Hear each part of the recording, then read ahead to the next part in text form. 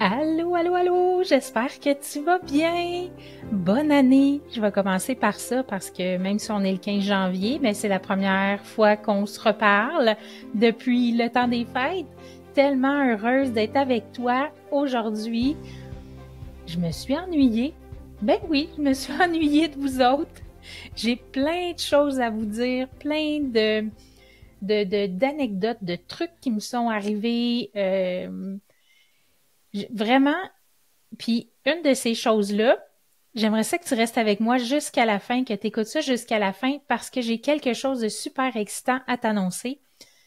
Enfin, enfin, enfin, mais je te réserve la surprise pour la fin de l'épisode. Fait que reste avec moi jusqu'à la fin pour connaître c'est quoi cette chose super excitante qui arrive dans ma vie et par le fait même, peut-être dans la vôtre aussi. On ne sait jamais. Parce que le sujet d'aujourd'hui, tu sais, j'aurais pu te parler de bilan, d'objectifs, j'aurais pu te parler de résolution aussi, pourquoi on les tient pas. Mais je trouvais que c'était un peu du remâché, des choses qu'on entend beaucoup parler quand on change d'année, quand c'est une nouvelle année. Puis j'avais pas le goût d'aller là, j'avais plutôt le goût aujourd'hui de t'inviter à éveiller ta boussole intérieure pour calibrer la direction de l'authenticité, pour aller vers l'authenticité, pour te permettre de découvrir ton étoile polaire, l'étoile polaire de ton existence qui va te permettre de retrouver ton chemin, donner un sens à ta vie, reprendre le contrôle de ta vie, choisir le bonheur, faire des heureux choix. Parce que je trouve ça vraiment, vraiment important. Puis, ben, dans la vie, quand on est une femme, ben, je pense, ben, j'ai pas de statistiques là-dessus, là, mais je pense que 99,9% des femmes, à un moment donné dans sa vie, se sentent perdues, se sentent déconnectées, se sentent au bout du rouleau, elle sait plus qui elle est, elle sait plus comment rêver, elle est dépassée, elle a plus de sens à sa vie, elle s'est... Bref, elle est perdue. Elle s'est perdue en cours de route et puis elle a évolué avec le temps. Elle n'est plus la personne qu'elle était, puis elle essaie de trouver des repères dans sa vie d'avant, mais elle est plus ce qu'elle était avant. Fait que je te parle de la crise identitaire aujourd'hui. Est-ce que tu as passé par là ou est-ce que tu es là-dedans présentement? Est-ce que c'est derrière toi? Est-ce que tu sens ça venir en dedans de toi? Tu dis, ouais, là, on dirait bien que il y a quelque chose qui se passe en dedans de moi. Je sens que j'ai besoin de faire des choix nouveaux, de changer. Il y a plein de choses qui me conviennent plus, que je voudrais changer. Ben ça, c'est signe d'une crise identitaire, entre autres. Puis tu sais que tu as le droit de ressentir ce feeling-là d'être pas bien, d'être pas à ta place, de plus fitter dans le moule que tu es ou avec les amis que tu as actuellement ou dans ta vie professionnelle ou même des fois ça peut arriver à la maison aussi parce que quand on est en crise identitaire, en tout cas pour moi, tout y est passé. Toutes les sphères de ma vie, je remettais tout en question.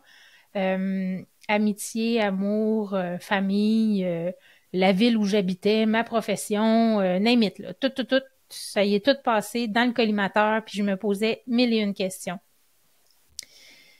Puis je veux vraiment t'accompagner, te tenir la main, te montrer qu'est-ce que moi j'ai fait, comment j'ai fait pour m'en sortir, puis qu'est-ce que j'ai dû, ben c'est ça, qu'est-ce que j'ai dû faire pour arriver à être heureuse à nouveau, parce que j'avais perdu les étoiles dans mes yeux, j'étais plus heureuse. J'avais tout remis en question, alors que c'est pas nécessairement tout qui aurait dû être remis en question, mais ça fait du bien, j'ai fait du ménage. Parce que quand on est en crise identitaire, on vit beaucoup de confusion. Parce que tu sais plus qui t'es, tu sais plus ce que tu veux, tu sais plus où tu veux aller. Fait que la confusion, là, elle est vraiment, vraiment présente. En plus de l'incertitude, parce que tu es incertaine de l'avenir, parce que quand tu te sens comme ça, tu sais que tu vas devoir prendre des choix et ces choix-là vont amener des changements. Et ces changements-là, tu sais, le cerveau, il aime pas ça, les changements. Il veut te garder dans sa zone de confort. Donc, quand on parle de changement, l'incertitude embarque. Et l'anxiété et le stress peut embarquer à tout ça aussi. Je te dis la confusion, l'incertitude, mais il y a aussi la perte de confiance en soi parce que tu n'as plus confiance en tes compétences, tu remets tout en question. Ta valeur personnelle aussi, elle en prend un méchant coup aussi quand tu es en crise identitaire.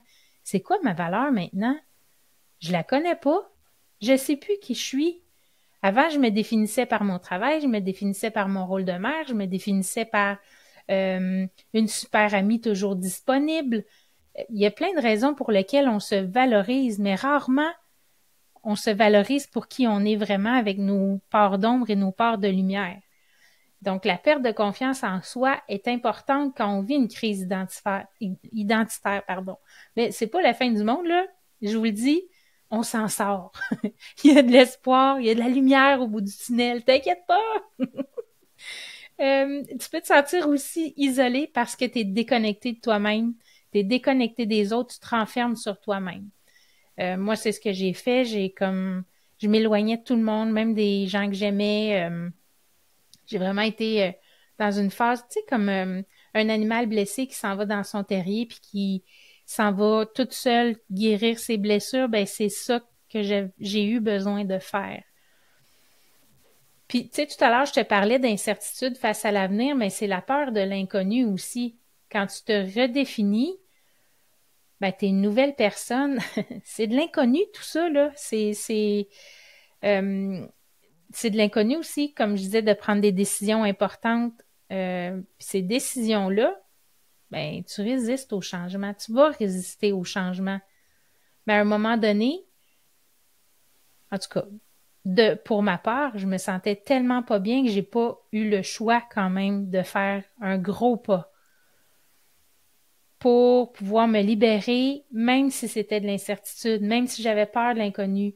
J'ai dû quitter mon emploi de fonctionnaire avec fonds de pension et compagnie parce que je le sentais en dedans de moi. C'était viscéral que j'avais besoin de faire ce changement-là. La bonne nouvelle, là, c'est que t'es pas toute seule. Il y a des gens autour de toi qui peuvent t'aider. Crée-toi un réseau de soutien. Moi, je suis là pour t'aider et je vais te reparler de ça à la fin de l'épisode. Parce que il y a des millions de femmes qui passent par là. Peu importe l'étape de ta vie, moi, ça a été 38 à 40, ça a duré un bon 2-3 ans, là, tout ça. Parce que j'ai tourné en rond, j'ai fait plein d'essais, plein de trucs, j'ai appris à me connaître, mais j'en suis sortie plus forte et plus épanouie. Puis les femmes, en général, c'est ça qui arrive. Quand on vit la crise identitaire, puis on passe par-dessus, mon Dieu, qu'on est bien après, on est une nouvelle nous, on est affirmé, on est groundé, on est vraiment solide dans notre identité, dans nos besoins, dans nos valeurs. Donc, mais ça passe par l'introspection, une grosse, grosse introspection que tu dois faire, puis tu dois, pour apprendre à te connaître, puis à faire des heureux choix, des choix pour ton bonheur. Parce que si tu fais pas ton introspection, que tu ne te connais pas, tu connais pas ta nouvelle identité, tu ne connais pas qui tu veux devenir, ben, ta crise identitaire, elle va durer plus longtemps. Plus longtemps que prévu parce que tu vas baigner là-dedans, tu voudras pas changer et puis ça va être un petit peu plus long. Mais tout ça pour te dire que t'es pas toute seule. Je suis passée par là, il y en a plein d'autres, je parle à des amis, puis à d'autres femmes, puis on passe toutes par ces étapes-là, par cette étape-là dans notre vie. Puis tu sais quoi? C'est normal de se perdre pour aller mieux après, parce que tout dans la vie fonctionne par contraction-expansion. Quand on vit une contraction, une épreuve, quelque chose de difficile, après, il vient toujours une expansion. Et ce que j'ai remarqué, c'est que plus ta contraction est grande, donc plus ton épreuve est grande dans ta vie, plus l'expansion elle est grande par la suite. Mais il faut prendre le temps de la vivre, cette contraction-là, pour pouvoir aller mieux après. Parce que si on fait juste pousser dessus, puis qu'on l'enterre tout le temps, tout le temps, tout le temps, ben là, ça fait un volcan dans nous. Puis à un moment donné, mais ça n'a pas le choix d'éclater. Puis là, c'est pas beau à voir. Quand ça l'éclate, c'est pas vraiment... Tu sais, si on prenait le temps de vivre cette contraction-là au moment où elle arrive, avec compassion, avec bienveillance, accueillir les émotions, les laisser prendre place dans notre cœur, voir où ça se transpose dans notre corps, laisser vivre tout ça, elle quitte d'elle-même en douceur. Mais souvent, on veut tellement pas avoir mal qu'on écrase dessus. Puis, quand on se perd, c'est la première étape pour se retrouver d'une manière plus authentique par la suite. Parce que là, on définit encore plus qui on est, on définit encore plus nos besoins, puis après ça, on prend des choix qui sont plus alignés avec qui on est vraiment, avec notre essence. Tu sais, une des certitudes dans la vie, en fait, il y en a deux grandes, entre autres, la mort et le changement. On ne peut pas échapper au changement, à l'évolution. Tout est en changement. Tout est en constante évolution, constant changement. Faut juste l'accepter.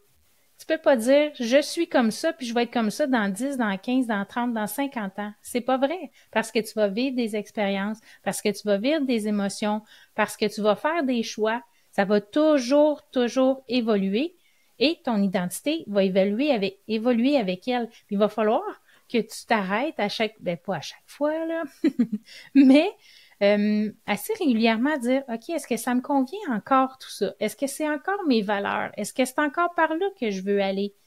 Donc, l'introspection, elle n'est pas juste une fois dans la crise de la quarantaine ou en anglais, ils disent la midlife crisis. Ben, c'est pas juste à ce moment-là. Ça peut être quand, je sais pas, moi, tu retournes au travail après un congé de maternité. Tu sais, il y a plein d'exemples qu'on vit des crises identitaires comme ça. Mais c'est tellement un beau cadeau de dire, OK, qui je veux devenir, qui je veux être, qu'est-ce que je veux mettre en action dans ma vie? Qu'est-ce que je veux vivre, ressentir? Des émotions, du plaisir, de la joie. C'est tellement une belle occasion. Puis tu as le droit de prendre ton temps. Parce qu'une crise identitaire, ça se règle pas en 2 semaines de vacances. Je suis désolée de te le dire comme ça, mais c'est pas parce que tu prends 2 semaines de vacances que en revenant, tu vas faire « Wouhou, la vie est belle, tout va bien, j'ai plus ce sentiment-là que j'ai besoin de faire des changements, puis je recommence ma vie comme avant. » Ben non, c'est pas comme ça que ça fonctionne. Il faut que tu te donnes le droit de prendre le temps qu'il faut. 2 mois, 6 mois, 1 an, 2 ans. Moi, ça m'a pris comme 2-3 ans, là. Vraiment. Pour dire que je redéfinis la personne, redéfinir mes bases, puis sortir de cette crise identitaire-là, puis mieux me connaître, mieux définir mes limites aussi. Ce qui est important aussi que je voulais te dire, là, je viens de regarder mes notes, là, c'est que ta valeur ne dépend pas de ta situation actuelle. Tu es précieuse indépendamment des choix que tu fais et de l'endroit où tu te trouves présentement dans ta vie. Et ça, n'en doute jamais. Quand j'ai fait mon atelier en juin dernier, le seul atelier que j'ai fait jusqu'à maintenant, il va en avoir d'autres, n'ayez pas d'inquiétude, mais j'ai donné un petit diamant à chacun des participants pour leur dire, ce diamant-là, là, tu l'as à l'intérieur de toi en permanence. Il est toujours là. Ça, c'est ta valeur à toi. Arrange-toi pour la shiner, pour la faire briller le plus possible. Parce que tu es unique, parce que tu es précieuse. Le monde a besoin de toi. Alors, si tu te connais mieux, si tu connais tes besoins et tes limites, si tu connais tes rêves, si tu connais tes valeurs, ben tu vas être en mesure de reprendre le contrôle sur ta vie parce que tes choix, tu vas les faire en fonction de ça et tu vas te permettre de briller parce que c'est ça qui est à l'intérieur de toi, qui est vraiment au plus profond de toi-même. Puis tu as la capacité de créer ta propre vie. Tu crées ta vie à toi par les choix que tu fais. Tu choisis ton bonheur, tu fais des heureux choix pour toi, mais tout ça vient de quoi? De la connaissance de soi, je le répète.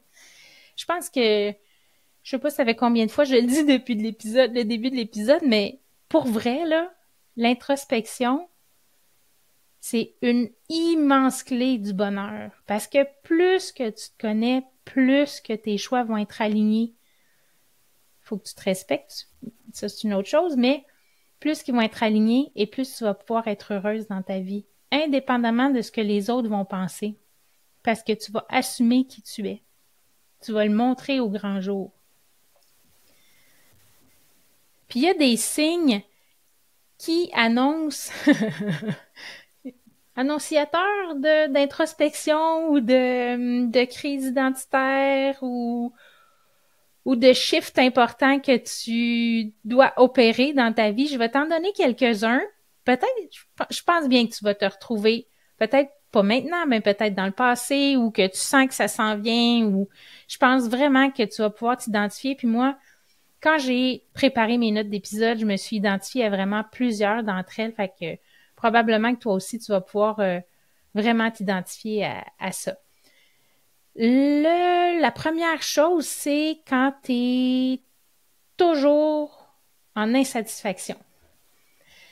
Insatisfaite de ton travail, insatisfaite de ton sommeil, insatisfaite de ta nourriture, insatisfaite de tes relations, insatisfaite de la météo, insatisfaite du chien de la voisine qui arrête pas de japper, insatisfaite de... Quand tu es en éternelle insatisfaction, il est temps que tu t'arrêtes et que tu regardes à l'intérieur de toi pour commencer à t'apprivoiser puis à voir ce qui va pas, à te poser des questions. Deuxième chose, quand tu es déconnecté de toi-même, quand tu es déconnecté de ta véritable identité, de tes valeurs, de tes besoins, de tes limites, de tes rêves, là aussi de tes passions, parce que souvent on enfouit nos passions pour faire passer les autres avant nous. Mais là, ça va être le temps, à ce moment-là, de ressortir ces passions-là. Plus que tu vis ta passion, tes passions, ça n'a pas besoin d'être 24/7, là, de vivre tes passions. Mais régulièrement, tu fais shiner ton diamant à l'intérieur de toi. Tu brilles à chaque fois que tu vis des moments de ta passion. Ben, tu fais shiner ton bonheur. Tu brilles. Puis les gens ont besoin de ça aussi autour d'eux. Quand tu répètes des schémas négatifs, quand dans tes relations, par exemple, que tu répètes toujours les mêmes schémas négatifs. Dans ta carrière, tu changes d'emploi tout le temps, puis il y a toujours le même pattern qui revient. Dans tes choix personnels, tu fais toujours les mêmes choix. Ça, c'est un signe, en quelque part, que tu as des besoins qui ne sont pas comblés, que ta tête prend trop de place par rapport à ton cœur, puis c'est le moment là, de t'arrêter puis de dire, OK, là, je pense qu'il faut que je rééquilibre tout ça, puis que je recommence à regarder à l'intérieur de moi. Quand tu sens que tu as un manque de sens et de direction à ta vie,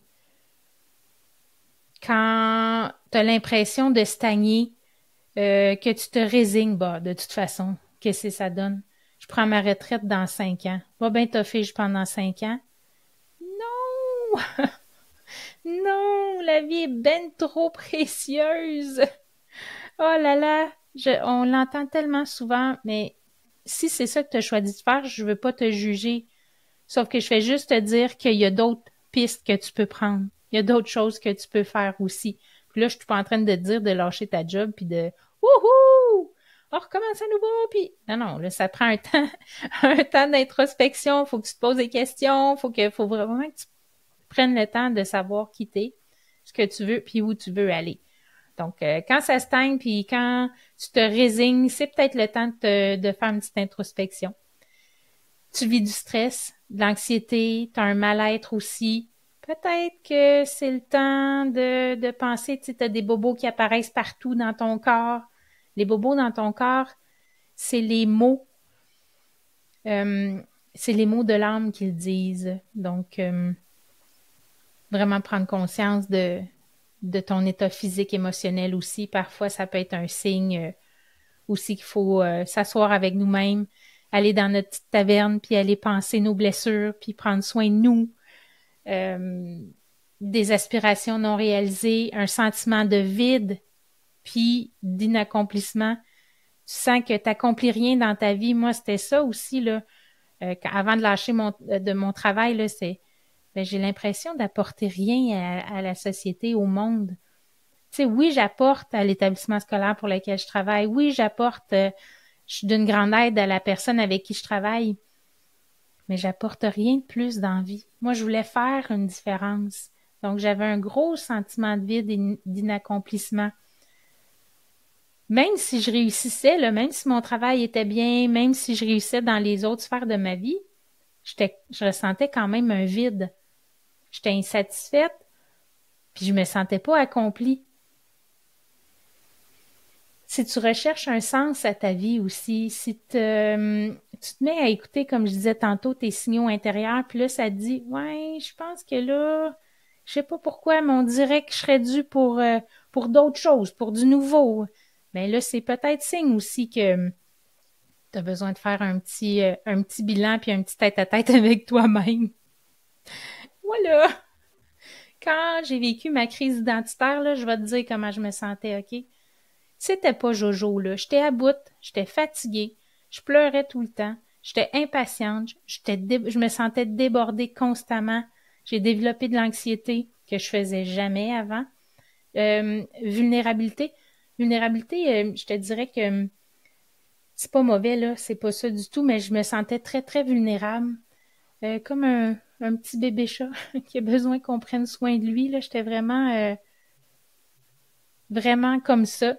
Je rêvais plus, je savais plus rien. Je savais plus où m'en aller, je savais plus qui j'étais. J'ai tellement fait passer les autres avant moi, je me sentais coincée, prise dans une forteresse, comme dans un château doré, là. Tu sais, j'avais tout pour être heureuse, mais je l'étais pas. Alors que le vrai bonheur, c'est être heureuse, même si il arrive plein de choses qui sont, entre guillemets, moins le fun, là. Tu sais, on peut être heureux pareil, même si on vit une épreuve. Je m'étais effacée. J'étais pris dans un étau, là, les maux physiques. Bon, évidemment, j'ai développé un trouble du comportement alimentaire. J'étais complètement déconnectée. Ma tête, mon corps, mon cœur, ça se parlait plus du tout, du tout. Uniquement dans ma tête. Faire, faire, faire, faire, faire. Parce que quoi, je me valorisais par le nombre de choses que j'accomplissais. J'étais malheureuse, là. J'étais vraiment pas bien.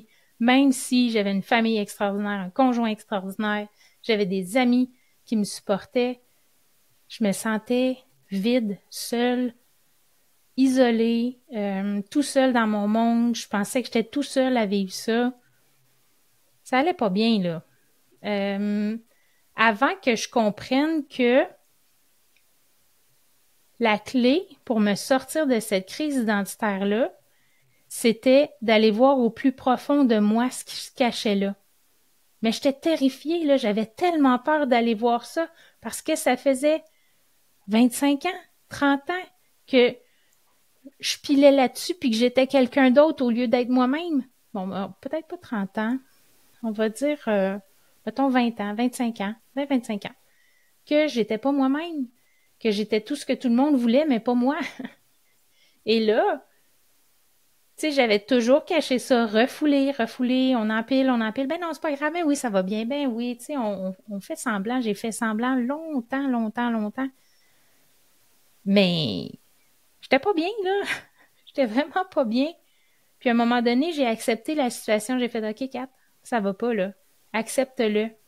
Juste accepter d'être en dépression, d'être en crise identitaire, puis de dire, OK, ben ça prendra le temps que ça prendra, mais je vais prendre le temps de me soigner, je vais prendre le temps d'apprendre à me connaître, à aller voir qui je suis, c'est quoi mes qualités, c'est quoi mes défauts, c'est quoi mes compétences, qu'est-ce que j'ai appris dans les 20 dernières années, qu'est-ce que j'ai accompli, tout ce chemin-là, là, tu sais, c'est comme un labyrinthe, là, tu vas, OK, on revient, on change de chemin, on va vraiment aller voir le labyrinthe, explorer mon labyrinthe intérieur pour aller vraiment connaître c'est qui Catherine. Oui, c'est beau côté, mais oui, c'est mauvais côté. Parce que Catherine, elle est honnête, mais elle est aussi malhonnête. Je suis plus souvent honnête que malhonnête, on va se le dire, là. Mais Catherine, elle est joyeuse, mais elle peut être triste aussi parfois. Catherine, elle est joyeuse, mais elle peut être en colère aussi. Tu sais, le beau n'existe pas sans le lait. La noirceur n'existe pas sans le jour, sans la clarté. C'est la même chose en dedans de toi. Quand tu es quelque chose, tu es aussi son contraire. Ça, c'est difficile à accepter, mais ça fait partie de l'introspection qui doit être faite. J'ai dû aller voir mes parts d'ombre, les prendre dans mes bras, les bercer, leur faire de la place, puis leur permettre d'exister puis de les accepter. J'ai dû apprendre à vivre mes émotions. Et ça, quand ça fait 25 ans que tu refoules tes émotions, apprendre à vivre ces émotions, c'est quelque chose. Parce que moi, j'avais tellement eu mal que je me protège, j'ai une carapace incroyable que j'ai construite au fil des ans pour pas avoir mal, pour pas ressentir des sentiments, des émotions qui sont désagréables. Mais quand on apprend à vivre ses émotions, qu'on est bien. C'est sûr que c'est pas le fun de vivre de la tristesse, de la déception, vivre de la colère. On se sent pas bien en dedans. Sauf que c'est nécessaire. C'est nécessaire à la vie, les émotions et les sentiments négatifs. Et là, ensuite de ça, j'ai été obligée d'apprendre à m'arrêter puis à regarder mes pensées. Qu'est-ce qui passe dans mon fil d'actualité, dans ma tête, là, à chaque jour? Puis est-ce que je peux en choisir des plus bénéfiques des pensées? Bien sûr que je peux en choisir des meilleurs. Parce que c'est qui je veux être, c'est qui la personne que je veux devenir. Je veux devenir une personne épanouie, je veux devenir une personne heureuse, ok, mais les personnes heureuses et épanouies, ils pensent comment, ils agissent comment. À partir de là, tu fais des choix différents. Puis quand tu fais des choix différents, qu'est-ce qui arrive? Tu as des résultats différents. C'est un processus. Reconnecter sa tête avec son cœur, avec son corps, ça se fait pas du jour au lendemain, mais il a fallu que j'apprenne à faire ça. Puis ça, c'est un chemin, là, écoute, je te le dis, là. C'est un chemin que je marche encore. C'est un chemin à l'infini et jusqu'à la mort, là. Quand tu es consciente de qui tu es, puis tu veux ton bonheur, puis tu veux briller plus, puis que tu veux vraiment t'épanouir, c'est un chemin que tu marches au quotidien, là. Ça m'a permis, toute cette introspection-là, de vraiment recommencer à rêver, à faire des plans, puis à choisir la direction que je voulais, à prendre des décisions pas faciles, mais Caroline, que je suis heureuse aujourd'hui puis je suis épanouie. Tu sais, là, oui, ma tête me joue des tours, mes pensées me jouent des tours. Oui, il y a des choses qui sont difficiles qui se passent dans ma tête, mais je suis plus capable rapidement de me ramener puis de dire, OK, est-ce que ça correspond à mes valeurs? Est-ce que j'ai atteint mes limites? Est-ce que c'est dans les directions que je veux m'en aller? Oui, parfait, on y va. Non, on change de plan. Donc, plus tu te connais, plus tu apprends à te connaître, plus tes décisions bonheur, tes heureux choix, tu les fais rapidement aussi. Vient avec ça la résilience, la bienveillance, la compassion. Il a fallu que je développe ces qualités-là pour pouvoir sortir. Là, je veux pas te faire peur, là, tout ça, ça semble tellement gros, mais un pas à la fois, petit à petit. Rappelle-toi, donne-toi le temps. Si tu es là-dedans présentement, donne-toi le temps. Essaye pas de faire, mais plutôt être. Être tes émotions, être toi-même, être tes besoins, tes limites. Maintenant, là, je peux te dire que j'ai plus de tranquillité d'esprit, que mes valeurs sont très solides, que je fais mes choix en fonction de mes rêves que je veux accomplir, de mes besoins, mes valeurs. Je suis épanouie. Fait que vraiment, pour moi, c'est un chemin quasi obligatoire pour chacune des femmes. Puis si tu le fais bien accompagné, c'est vraiment agréable. Tu sais, s'entourer d'une communauté, s'entourer des gens bienveillants qui te comprennent, qui passent par la même chose que toi. Vraiment, c'est le soutien de l'entourage, ça donne un vraiment bon coup de pouce. Et là, est-ce que tu es là? Est-ce que tu m'écoutes? On est rendu à l'annonce que je voulais te faire ce matin. Mais là, je pense que je vais te faire un petit wrap-up vite fait de ce qui a été dit, là, parce que là, j'ai parlé tellement plein d'affaires que par rapport à la crise identitaire, parce que tu sais plus t'es qui, puis où tu t'en vas, t'es perdu, là. Mais t'es pas toute seule. C'est normal de se perdre. C'est une évolution. Le changement, c'est une certitude dans la vie. Ton identité va être en perpétuel changement au cours de ta vie. C'est une contraction, mais ça passe. Faut pas que tu t'inquiètes. J'ai parlé aussi des signes, comme quoi peut-être une grande introspection serait peut-être une bonne chose pour toi pour reprendre le contrôle de ta vie, choisir ton bonheur. J'ai parlé d'insatisfaction persistante, permanente, ben pas permanente, mais persistante, tu sais, t'es toujours insatisfaite. La déconnexion avec soi, j'ai parlé des répétitions des schémas négatifs, le manque de sens, etc. Fait que j'ai donné plein de signes et d'écouter tes signaux intérieurs aussi quand le moment est venu de dire, OK, là, je dois prendre une pause pour me recentrer, pour me redéfinir. Je t'ai parlé de ton diamant intérieur aussi à faire briller à chaque jour, à faire briller autour de toi. C'est merveilleux quand tu brilles. Tu partages ton énergie, ça se transmet aux autres, ça fait comme, en anglais, on dit le ripple effect, tu sais, quand on lance une roche à l'eau, là, ça fait des ondulations à l'infini sur le lac, là. Eh bien, c'est la même chose. Quand tu rayonnes le bonheur, quand tu rayonnes la joie, ben ça se transmet de personne en personne. Et on peut faire la différence dans la vie des autres aussi. Alors, j'ai parlé un petit peu de tout ça. Je t'ai partagé aussi mon histoire personnelle qui finit bien et qu'on se sent tellement bien une fois que c'est, ben, je peux pas dire derrière nous, là, mais qu'on a fait un bon travail là-dessus, bien accompagné. Vraiment, c'est... on dirait qu'on a 50 livres de moins ses épaules quand on fait OK, là, je suis solide, là. Voici mes rêves, voici où je m'en vais, voici mes valeurs, nanana, je suis bien grounded, comme on dit. Alors là, la bonne nouvelle, c'est-tu quoi? Après, je dirais pas le nombre d'années, c'est un peu gênant. Après plusieurs années, enfin, je me suis commise il y a quelque temps pour dire que ma formation pilote allait être commencée dans la semaine du 20 février. Et là, je vais me commettre encore plus parce que je veux que ça se réalise. J'ai peur, là, je te le dis, je tremble pas, là, mais j'ai vraiment, comme on dit au Québec, la chienne de ce qui s'en vient parce que c'est gros, parce que c'est beaucoup de changements, beaucoup de nouveautés, beaucoup d'adaptations, beaucoup d'inconnus, de choses que je connais pas comment faire ou peu importe. OK, je me lance. Je vais donner pendant 3 semaines un atelier gratuit par semaine de 30 minutes à 1 heure en Facebook Live sur ma page professionnelle qui a changé de nom d'ailleurs, qui s'appelle maintenant Académie Love-toi.